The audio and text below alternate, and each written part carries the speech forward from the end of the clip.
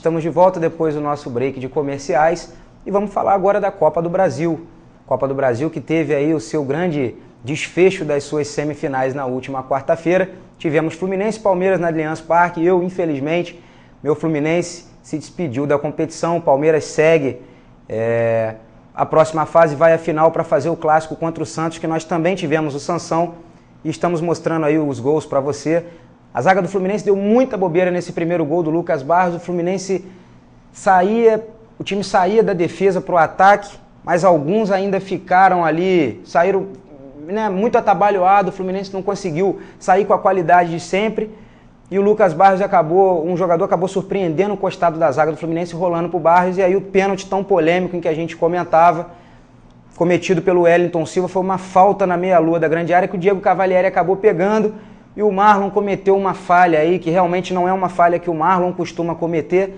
A gente costuma até ficar brincando a respeito do Gum aqui, mas o Marlon, por incrível que pareça, falhou no tempo normal. Fred, um guerreiro, que a gente vai conversar sobre ele daqui a pouco, em termos do respeito que a gente vinha falando aqui do atleta com a camisa, que banca os seus salários, e o respeito com o torcedor, que incentiva e faz, que dá luz ao futebol.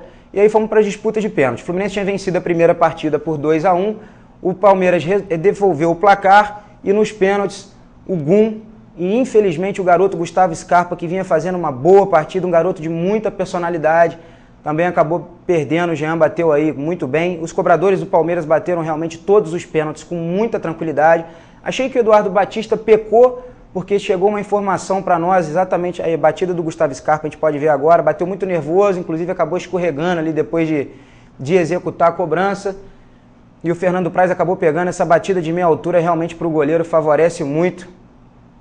O Cristaldo foi lá e bateu também muito bem. E o Gum, que com toda a dificuldade do mundo, tadinho, eu não sei o que levou o Eduardo Batista a estar relacionando o Gum como um dos prováveis, possíveis, e acabaram se tornando um batedor aí do Fluminense. E o Alione fechou as cobranças aí do Palmeiras. Os jogadores do Palmeiras, nenhum deles erraram cobranças, E o Palmeiras acabou vencendo aí por 4-1. O Fred seria o último batedor, não teve nem oportunidade de bater. Então o Fluminense, eu acho que o Palmeiras não jogou um futebol que justificasse uma classificação ali e tal, porque o Palmeiras foi mais ou menos muito semelhante do que foi o Palmeiras na primeira partida no Rio de Janeiro. O Palmeiras foi ali com aquele futebolzinho dele, rifando muito a bola, dando muito chutão, mas conseguiu achar o gol no primeiro tempo com uma falha, com uma desatenção da zaga do Fluminense, o que não pode acontecer em jogo decisivo, mas a gente sabe que é uma equipe ainda muito jovem, uma equipe que tem um esboço bom, tem um esqueleto ali bom, mas ainda precisa encorpar. A gente sabe da necessidade de um lateral esquerdo, com todo respeito ao trabalho do Breno Lopes, ainda não é um jogador de vestir a camisa do Fluminense, para uma competição como essa, de mata-mata. A gente sabe que precisa também. O Wellington Silva faz boas e más partidas, ele mantém uma inconstância, ele é muito inconstante em relação a isso. O Marlon, por incrível que pareça, é um jogador muito técnico, também não vamos pegar o Marlon para Cristo aqui. Falhou no segundo gol, Diego Cavalieri pegou a cobrança do Zé Roberto, a bola voltou para a entrada da pequena área. O Marlon, não sei se ele tentou um corta-luz para sair jogando com toda a qualidade que ele tem, o excesso de confiança, o chamado excesso de preciosismo, ou se de fato ele escorregou e acabou a bola sobrando ali e o Palmeiras fazendo ali o segundo gol num momento em que o Fluminense tinha que ter segurado um pouquinho mais, sofrer principalmente esse primeiro gol. O Fluminense tomou um gol muito rápido, o que já dá um abalo psicológico, o que já faz o Eduardo Batista rever essa questão tática, que de repente você entra com uma filosofia, porque o resultado de 2-1 que o Fluminense fez na primeira partida no Maracanã era um resultado que classificava a equipe do Fluminense. Então o Fluminense foi para São Paulo já com uma vantagem considerável, podendo até empatar. Se fosse derrotado, como a gente falou na quarta-feira, fosse derrotado por 3-2, o Fluminense também se classificaria. Mas infelizmente o Fluminense tomou um gol num momento em que abalou psicologicamente. Depois o Palmeiras veio e fez o segundo gol num pênalti contestado. Eu não concordo que o Anderson Daronco tenha marcado aquele pênalti ali. Isso gerou uma revolta muito grande em todos os tricolores que estavam acompanhando a partida comigo. Isso, agora foi noticiado, mas também não adianta ficar aqui agora chorando o resultado, o leite derramado. O Palmeiras teve muito mérito na cobrança de pênalti. Depois o Fred até diminuiu, O Palmeiras fez 2-0, o Fred diminuiu de cabeça, 2-1. E Fred, agora não tem jeito de não abrir, não existe a menor possibilidade de não abrir um parêntese para essa atuação em São Paulo, quarta-feira passada. Um jogador que foi a campo com infiltração, com uso de recursos, né, da medicina aí, foi lá, tomou as injeções de infiltração no joelho direito, não estava suportando de dor, treinou no domingo passado para essa partida, se preparou, fez fortalecimento e, claro, o departamento médico achou que ainda assim não seria suficiente, então resolveram estar fazendo aí essa infiltração no joelho do Fred, que foi um guerreiro. Fred, você foi a marca do Fluminense, você foi a grande figura do Fluminense nessa partida, independente do resultado. Eu reparei muito, ainda brinquei com a rapaziada, queria até mandar um abraço aí para a rapaziada lá da Casa Branca, o professor Gustavo Januário. Lamentamos muito o resultado, mas o Fred, de fato, eu acho que todos os tricolores têm de concordar com essa opinião.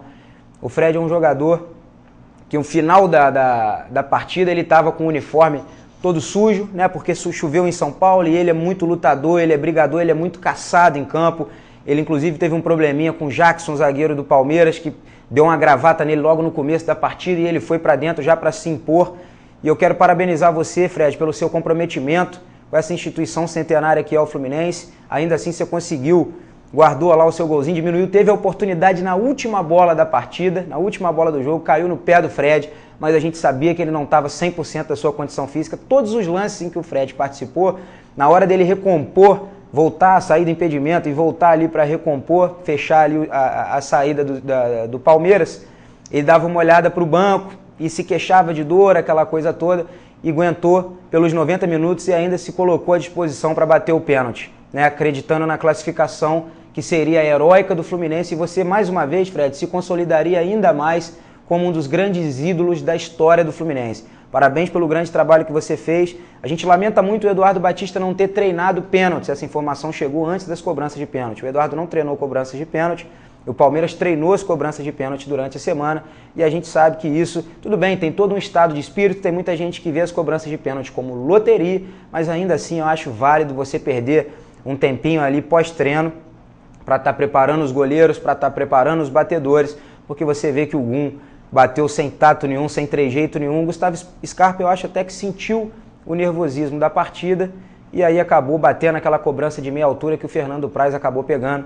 O Palmeiras está de parabéns, vai a mais uma final e vai enfrentar o Santos, que jogou contra o São Paulo agora na Vila Belmiro e, como nós já prevíamos, foi o massacre da Serra Elétrica, vamos colocar assim, esse time do Santos jogando por música, juntamente do Corinthians. O Corinthians, inclusive, é um time mais tático, né, pelo trabalho que o Tite desempenha. Eu gosto muito dessas duas equipes, hoje são as duas equipes que mais chamam a atenção dentro de campo, o Santos e o Corinthians. Mas o Santos é uma equipe mais vistosa, é uma equipe que dá mais prazer de se ver, porque é um futebol mais envolvente. O Corinthians ele tem uma disciplina tática muito grande, mas que acaba deixando o jogo às vezes um pouco chato, um pouco engessado. O Santos não, tem um time muito envolvente, vai para cima. O Lucas Lima jogando por música, é o grande maestro dessa orquestra, né, liderada aí pelo Dorival Júnior, como a gente havia dito na quarta-feira. Acertou na mão com essa equipe do Santos e tem excelentes peças. E eu queria que o Marquinhos jogasse pra gente aí, Marquinhos, a vitória do Santos na Vila Belmiro diante do São Paulo e que acabou também culminando aí na classificação do Santos para a grande final da Copa do Brasil, onde eu acredito, é claro, agora é final e principalmente é uma final com um clássico. Tá aí o primeiro gol da fera Ricardo Oliveira, centroavante de seleção brasileira, abriu o placar. No início de partida do Santos, realmente avassalador. Nós tivemos inclusive informação que no momento do intervalo, e está aí o segundo gol, realmente uma obra-prima do Marquinhos Gabriel, né, dominou ali na entrada da área e botou com carinho lá onde a coruja dorme, sem chance para o Rogério. E o Ricardo Oliveira ali chapando de novo, gol de centroavante, gol de quem conhece, só desviando. 3-0 Santos na Vila Belmiro no primeiro tempo. Depois o São Paulo foi lá e o Michel Bastos acertou esse chutaço aí também, sem chance para o goleiro Vanderlei, não havia tempo para mais nada. Nós tivemos inclusive informação, como eu vinha dizendo, que no intervalo teve um quebra-pau danado dentro do vestiário do São Paulo, os jogadores já não estão se entendendo mais, e é uma situação também complicada. O Rogério teria se indisposto com alguns atletas ali. Foi uma informação que chegou para a gente da imprensa de São Paulo, que esse intervalo de jogo contra o Santos na Vila Belmiro, o clima ficou muito pesado dentro do vestiário do São Paulo. E um técnico como o Doriva, com todo respeito ao seu trabalho, não vejo o Doriva como um técnico pulso firme, né, para estar apaziguando uma situação dessa, quando acontece uma situação dessa dentro de um vestiário como aconteceu no São Paulo, principalmente tendo um líder como o Rogério, que claro, evidentemente, tem muito mais voz ativa do que um treinador como o Doriva, por exemplo. Então, Santos e Palmeiras vão fazer a grande decisão. Fica difícil agora fazer uma projeção, apesar do que eu acho que o Santos é uma equipe melhor preparada, é uma equipe mais envolvente, como eu acabei de dizer. Mas é uma decisão, final tudo pode acontecer, são 2 jogos e um clássico, né? Como o clássico não tem favorito, a gente vai ver aí como é que vai ficar essa questão da decisão da Copa do Brasil, depois que o Santos mostrou toda essa categoria, toda essa calma, para estar conquistando uma vaga para a final. Inclusive, na primeira partida do Morumbi, a gente já havia inclusive conversado a respeito disso, que essa orquestra, né, da Vila Belmiro já tinha resolvido, já estava essa situação, São Paulo já estaria sucumbido, inclusive, na primeira partida. Veio a segunda partida e o Santos, mais uma vez, com muita tranquilidade, com um setor defensivo muito sólido, conseguiu neutralizar a equipe do São Paulo, jogou com menos responsabilidade, né, já com um resultado um pouco mais tranquilo, se lançou ao ataque de novo, como é o que o Santos vem fazendo em todas as partidas, sendo no Campeonato Brasileiro ou na Copa do Brasil, se lançou ao ataque e mais uma vez obteve resultados, porque tem um setor ofensivo também muito forte, né, muito bem treinado, muito bem trabalhado, e o Ricardo Oliveira dispensa comentários. Eu acho que tem tudo para ser o grande destaque dessa final, né, para estar entrando aí mais uma vez, já é ídolo da torcida santista, mas tem tudo para estar chegando nessa final aí, ser o grande destaque. De um lado, Zé Roberto, né, com 41 anos, com toda a sua experiência, do outro lado, Ricardo Oliveira. Eu queria que o duelo fosse entre Ricardo Oliveira e Fred. Infelizmente a gente não vai poder ter isso, até porque seria uma forma do torcedor brasileiro, de um modo geral, tirar sua dúvida aí com todas as brincadeiras, com todos os memes que aconteceram, acho que até de maneira injusta com o Fred na última Copa do Mundo. Seria um duelo bem bacana, Fred de um lado, Ricardo Oliveira do outro, os 2 noves aí, de fato, no futebol brasileiro, uma vez que o Guerreiro é peruano. Seria um rally, um duelo aí muito bacana, mas infelizmente não vai acontecer. Zé Roberto de um lado, com toda a experiência. Zé Roberto foi muito importante nessa classificação do Palmeiras, principalmente em termos de grupo, mais ainda no lance que ele protagonizou no jogo da ida no Maracanã contra o Fluminense, né, cavando o pênalti. Tudo bem, o juiz foi lá, deu, se polêmico ou não. Agora, ele, Zé Roberto, atuou ali com toda a experiência, com toda a bagagem que ele tem para o futebol, invadiu a área, algum, como sempre, muito espalhafatoso. O Zé Roberto só sofreu a carga e o Voaden apontou para cá, e ele foi lá, bateu com maestria, diminuindo a partida lá, e o golzinho que fez diferença. Ele devolveu, depois o Palmeiras devolveu aí esse resultado. Então o Zé Roberto de um lado, com todo o poder de liderança que ele tem, é o cara que puxa as preleções do vestiário do Palmeiras. E do outro lado, Ricardo Oliveira também, um cara que fala fácil, a gente acompanha as entrevistas coletivas do Ricardo Oliveira, a gente vê que é um cara muito comprometido, a gente vê que é um cara muito preocupado com a equipe do Santos, é um cara que agrega valores muito importantes para esses garotos que estão chegando agora, como o Gabigol, o Lucas Lima também, apesar de não ter sido criado na base do Santos, ainda é um jovem atleta que agora a gente começa a ver uma perspectiva, inclusive o Dunga, por incrível que pareça, o Dunga também está vendo isso, que pode ser o futuro camisa 10 da seleção brasileira, pelo fato de ser um jogador muito clássico, né? Um jogador canhoto, um jogador que bate, encurta muito as dimensões do gramado, com enfiada de bola, bate muito bem na bola. Se a gente reparar o primeiro gol, ele dá um tapa de 3 dedos e o Ricardo Oliveira só encontra com a bola. Então, um jogo muito interessante nessas finais. Agora a gente vai ter um descanso aí na Copa do Brasil, acho que de cerca de 1 mês, que ficou convencionado dos clubes junto com a CBF, para ter uma pausazinha aí, um descanso, porque é o final da temporada, é o momento em que a tendência dos jogadores, a lesão é muito maior, o desgaste é muito grande, a gente já entrando aí primavera, já quase chegando no verão no Brasil, isso aí é um desgaste muito grande para os atletas aqui no país, a gente sabe que a gente tem um calendário aqui muito exaustivo, a gente sabe disso, então uma pausa aí de 1 mês até a primeira partida da final, vai acontecer o sorteio para ver quem faz a primeira partida em casa, quem decide em casa. Mas um jogo muito interessante.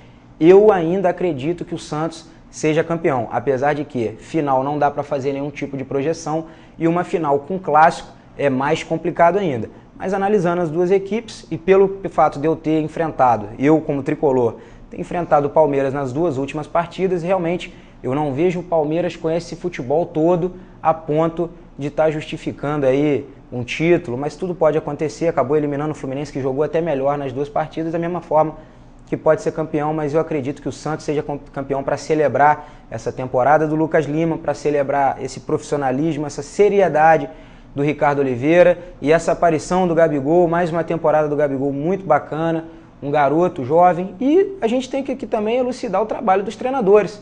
O Marcelo Oliveira se perdeu um pouco nessas últimas partidas aí do Palmeiras, o Palmeiras se livrando muito da bola, rifando muito a bola, mas agora em termos de decisão, é claro que o Marcelo Oliveira vai querer aí, né, ficar com o título para ele, a gente sabe disso. Marcelo Oliveira teve a oportunidade, inclusive, de ter sido campeão da Copa do Brasil naquela final que ele protagonizou contra o Vasco, inclusive Fernando Praz era o goleiro do Vasco, né, e agora os dois aí no mesmo time, o Marcelo Oliveira já teria até brincado com o Fernando Praz, que ele tem uma dívida com o Marcelo Oliveira, que é o título da Copa do Brasil.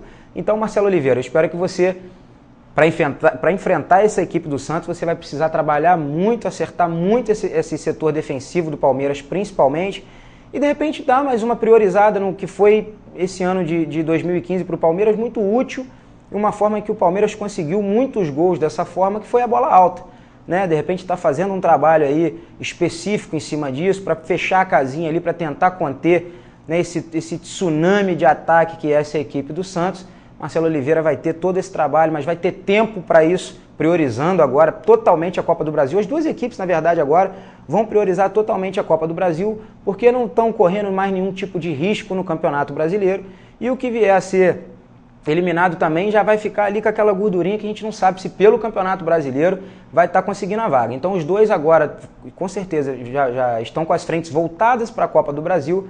Marcelo Oliveira de um lado, do outro Dorival Júnior, com uma situação muito mais tranquila. O Dorival Júnior parece que de fato encaixou, acertou, achou, né, na totalidade ali essa questão do melhor esquema tático para o Santos, que não tem também lá peças de setor defensivo que sejam sumidades, mas tá ali certinho, não sofre gol, tomou ali o gol do Michel Bastos já no final e tal, resolve a partida, toma as iniciativas da partida e depois deixa o adversário, joga toda a responsabilidade para o adversário, espera o adversário no seu campo, diminui a intensidade da partida.